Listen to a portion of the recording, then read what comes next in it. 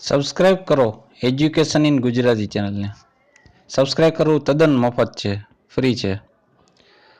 આપણે એજ્યુકેશન ગુજરાતી ચેનલમાં ધોરણ 8થી માંડીને ધોરણ 5 સુધીના ગણિતની બધી માહિતી, વિજ્ઞાનની તેમજ અંગ્રેજીના પીરિયડ ગોઠવવામાં આવ્યા છે, જે તમને વિના મૂલ્યે ઇન્ટરનેટના માધ્યમથી મેળવવામાં આવે છે. તેથી સબસ્ક્રાઇબ કરી લો, જેથી તમને તમારા ઈમેલ એડ્રેસ ઉપર મેસેજ આવીએ યુટ્યુબ તરફથી કે હવે આપણો વિડીયો અપલોડ થઈ ગયો છે, જેથી તમે જોઈ શકો.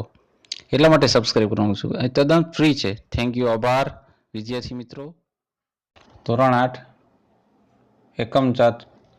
એકમ નામ છે તને ઓળખું છું માં. પ્રશ્ન પહેલો, તને ઓળખું છું માં કાવ્યના કવિનું વતન ભાવનગર જિલ્લાનું ખાલી જગ્યા ગામ છે. જવાબ સૂરનિવાસ. પ્રશ્ન બીજો, તને ઓળખું છું માં કાવ્યનો સાહિત્ય પ્રકાર કયો છે? જવાબ ઉર્મી ગીત. પ્રશ્ન ત્રીજો, કવિની પીડા કેવી રીતે દૂર થાય છે? જવાબ માતાની આંગળીના 10 ટેરવાનો સ્પર્શ થવાથી. પ્રશ્ન ચોથો, નીચેનામાંથી અયોગ્ય વિકલ્પ પસંદ કરો. તો જવાબ હશે તમામ યોગ્ય છે, બધાય બરોબર છે. પ્રશ્ન 5, સમાનાર્થી શબ્દ ન હોય તેવો વિકલ્પ પસંદ કરો.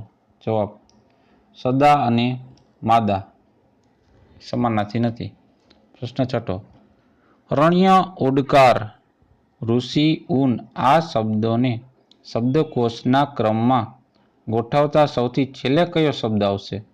જવાબ ઓડકાર. પ્રશ્ન 7, કવિ ઘરેથી દૂર જાય ત્યારે આંખની સામે કોણ હોય છે? જવાબ માતા. પ્રશ્ન 8, નીચેનામાંથી કઈ કૃતિ મનોહર ત્રિવેદીની નથી? જવાબ સરસ્વતી ચંદ્ર. પ્રશ્ન 9, ઘરને ખૂણે એકલ વાયુ વરસે છે ચોમાસું કાવ્ય પંક્તિનો અર્થ કયો થાય? જવાબ ઘરના ખૂણામાં બેસીને માં રડે છે, એમ એનો અર્થ થાય છે. પ્રશ્ન 10, સાગરમાં ભવ્ય ભરતી આવી છે વિશેષણ ઓળખાવો. જવાબ છે ભવ્ય. પ્રશ્ન 11, કવિ કોની મમતાના ટેકે ઊભા થાય છે? જવાબ માતાની. પ્રશ્ન બીજો, ઉનાળાની ગરમ હવા શબ્દ સમૂહ માટે એક શબ્દ આપો. જવાબ લૂ. પ્રશ્ન 13, ઈશાન ખૂણો કઈ બે દિશા વચ્ચે આવેલો છે? જવાબ પૂર્વ અને ઉત્તર. પ્રશ્ન 14, એક ઘડી એટલે કેટલી મિનિટ થાય? જવાબ 24.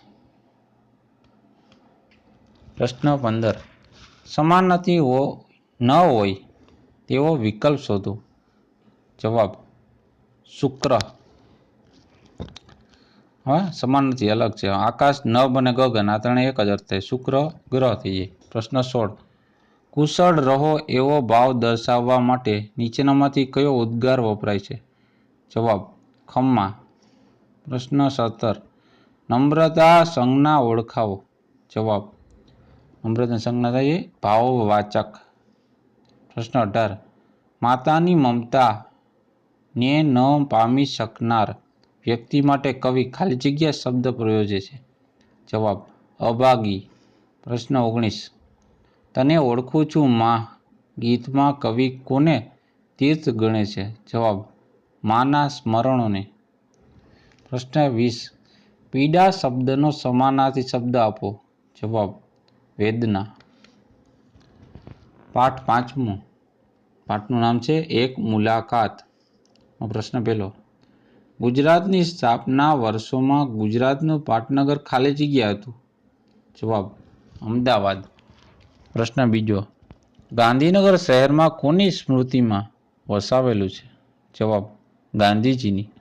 પ્રશ્ન ત્રીજો, ગાંધીનગરમાં આડા અને ઊભા મળીને કુલ ખાલી જગ્યા માર્ગો છે? જવાબ 15. પ્રશ્ન ચોથો, ગાંધીનગરને બીજા કયા નામે ઓળખવામાં આવે છે? જવાબ ગ્રીન સિટી. પ્રશ્ન 5, ગુજરાત સ્થાપના વિધાનસભા ગૃહનું નામ ખાલી જગ્યા છે? જવાબ વિઠ્ઠલભાઈ પટેલ ભવન. પ્રશ્ન 6. દરવાજામાં પ્રવેશવા માટેનું ઓળખપત્ર. શબ્દ સમૂહ માટે એક શબ્દ આપો. જવાબ ગેટ પાસ. પ્રશ્ન 7.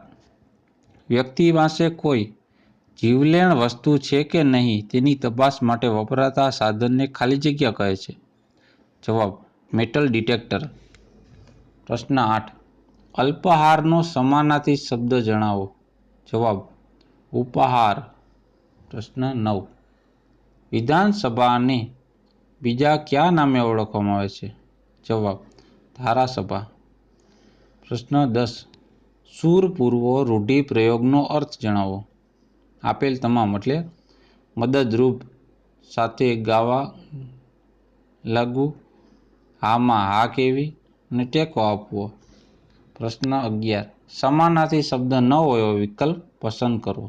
જવાબ મકાન અને ભુવન એ અલગ વસ્તુ છે.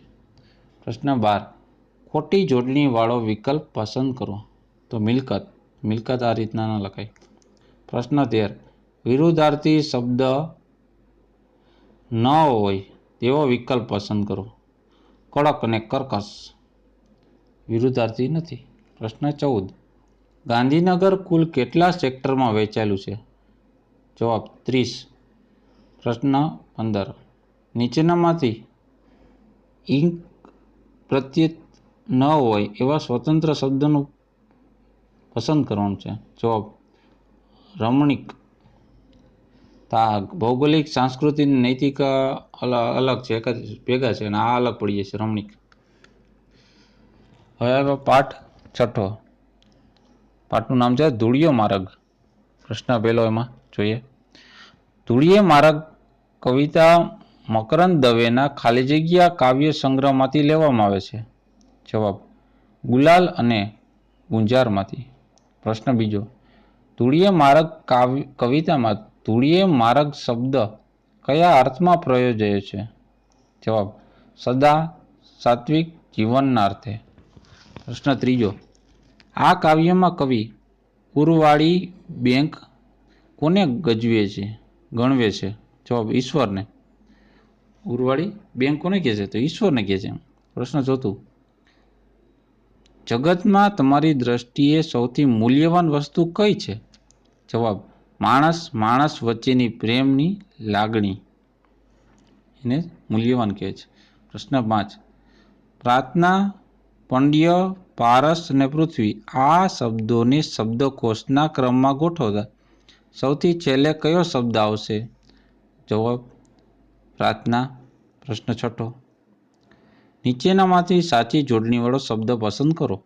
જવાબ સત્તા. પ્રશ્ન 7. આ ખેલાડી સચિન તેંડુલકર જેવો જ છે. રેખાંકિત પદની ઓળખ આપો. એટલે આ છે એનું. તો આ છે એ સર્વનામ છે. પ્રશ્ન 8. રમેશ મહેશ જેવો ડાહ્યો છે. ઉપમા અલંકારના આ ઉદાહરણમાં ઉપમેય ઓળખાવો. જવાબ રમેશ. પ્રશ્ન 9. શબ્દ દ્વારા ભાષાની શોભા વધારનાર અલંકારને ખાલી જગ્યા કહે છે. જવાબ શબ્દાલંકાર. પ્રશ્ન 10. અલંકારનો અર્થ ખાલી જગ્યા થાય છે. જવાબ આભૂષણ. પ્રશ્ન 11. મકરંદ દવે ખાલી જગ્યાના વતની હતા. જવાબ ગોંડલના. પ્રશ્ન 12. સમાનાર્થી ન હોય એવો વિકલ્પ પસંદ કરો. જવાબ શૌર્ય અને કાયર. સમાનાર્થી નથી, વિરુદ્ધાર્થી છે. પ્રશ્ન 13. આપણી માતૃભાષા ગુજરાતી કઈ ભાષામાંથી ઉતરી આવેલ છે? જવાબ સંસ્કૃતમાંથી. પ્રશ્ન 14. હું માનવ થાવતો ગણું આ પંક્તિ કોની છે? જવાબ સુંદરમ. પ્રશ્ન 15. સંતોષી નર સદા સુખી આ પંક્તિનો ભાવાર્થ દર્શાવતો વિકલ્પ પસંદ કયો છે? વિકલ્પ પસંદ કરો. જવાબ સંતોષ રાખનાર માણસ સુખી થાય એમ કહેવા માંગે છે. પ્રશ્ન 16. ક્ષમા, જ્ઞાન, શ્રદ્ધા અને ત્રિકોણ આ શબ્દને શબ્દકોશના ક્રમમાં ગોઠવતા સૌથી છેલ્લે ખાલી જગ્યા શબ્દ આવશે. તો એનો શ્રવણ ત્રિકોણ આવશે. રેડી? ત્રિકોણ. તો આ તો આપણે ધોરણ 8ના પાઠના પ્રશ્નોત્તર. તો જોતા રહો એજ્યુકેશન ગુજરાતી અને શીખતા રહો. Thank you. આભાર.